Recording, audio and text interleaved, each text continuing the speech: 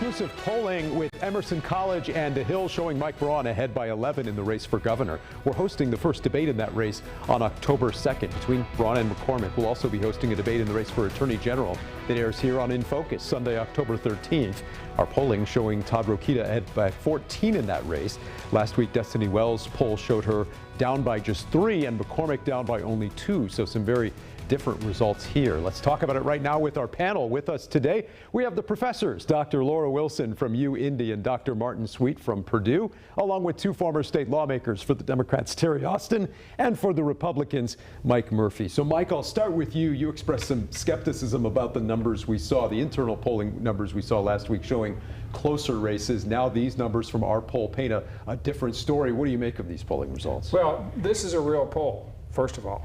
The last one was a push poll. You can tell the difference very quickly. Destiny Wells did the same thing 4 years ago. She said she was 2 points down and she lost by 20.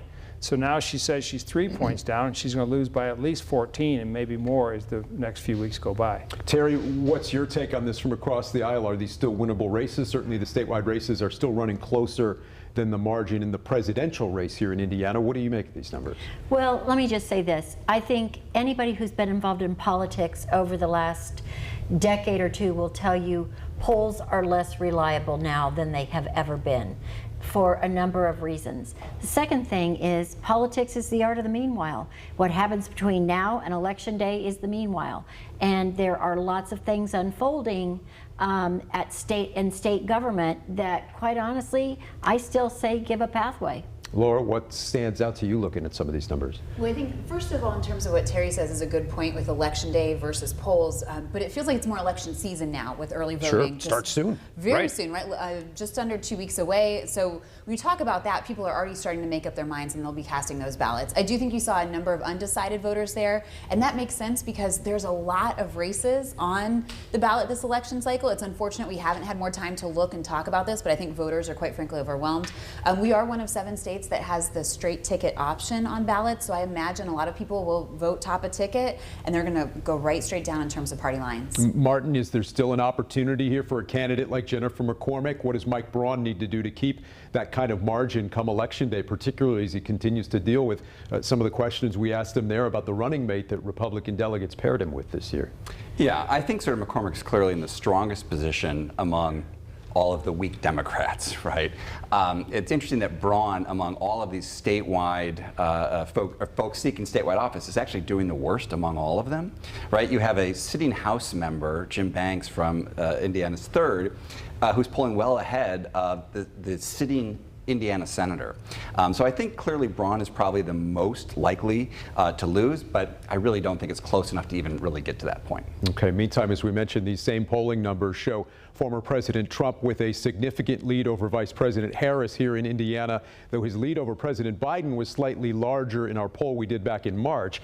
Nationally, still a very close race, with Vice President Harris taking a small lead in some of the swing states the past week or two. Of course, here in recent days, the former president also dealing with another failed assassination attempt, this time in Florida, prompting more concerns, Mike, about political violence this election year, whether we're talking about assassination attempts like these or the violence we saw after the last election on January 6th.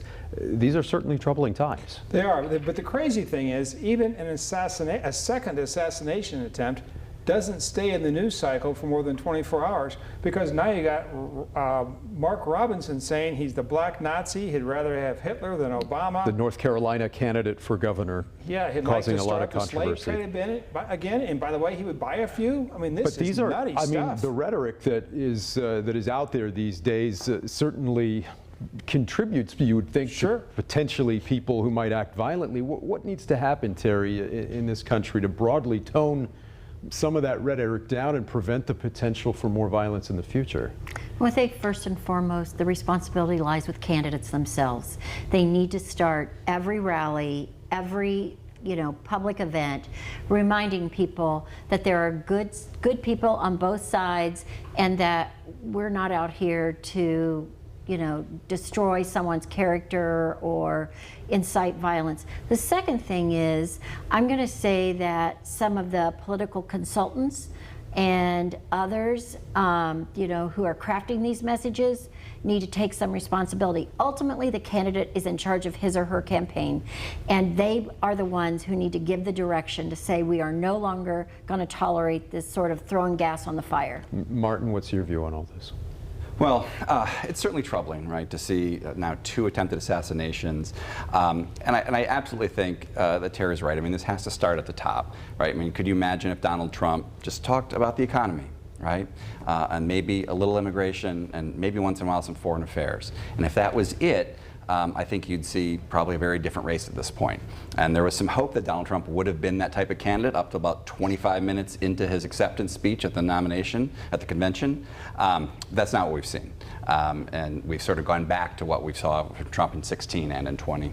Let's talk about the economy here as well, Laura, because certainly that was top of mind for voters in our poll in terms of issues that mattered most to them this coming election year. And some pretty big news this past week from the Fed, finally cutting interest rates, Wall Street responding favorably this week. But there's also this threat of another potential government shutdown at the end of the month. What impact do you think all of this might have, not just economically, but politically this year? Well, looking at that poll, you talk about 40%, over 40% 43%, of Hoosiers said yeah. that, wow, the economy was really important to them. So that clearly advantages the Republican Party. They've been owning that conversation under former President Donald Trump as the top of their ticket.